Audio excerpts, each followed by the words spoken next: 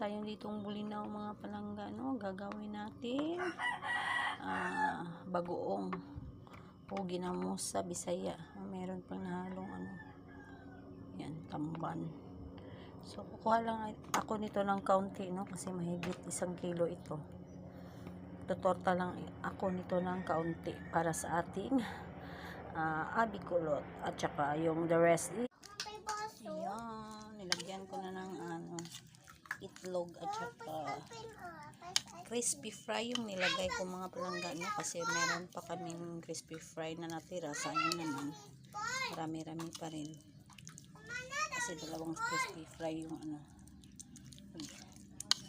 yan, konti lang kasi hindi masyadong yung pang lang ba. Yan, magtutorta na tayo. Meron na itong crispy fry. Crispy fry yung nilagay ko para masarap siya, templado na. Tapos nilagyan ko na lang ng itlog. Yan, so magprito-prito na tayo.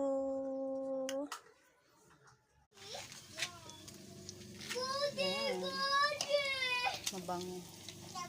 mabango siya pa crispy fry yung nilagay mo instead of kanina. Yan.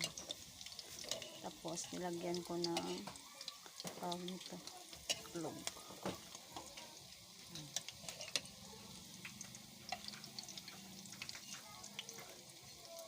Yan, maghalo na tayo para sa ating bagoong.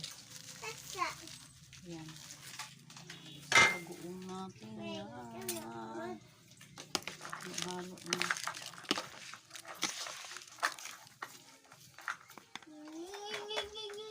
So habang nagpiprito,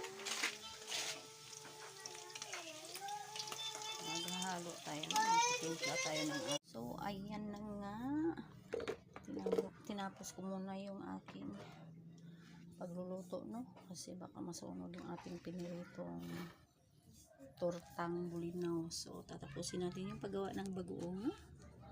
So ilalagay na natin dito. Yan, nilagay ko na ito ng asin. So ilagay na natin itong ating hindi, ayaw pagpiro yaw sa dito.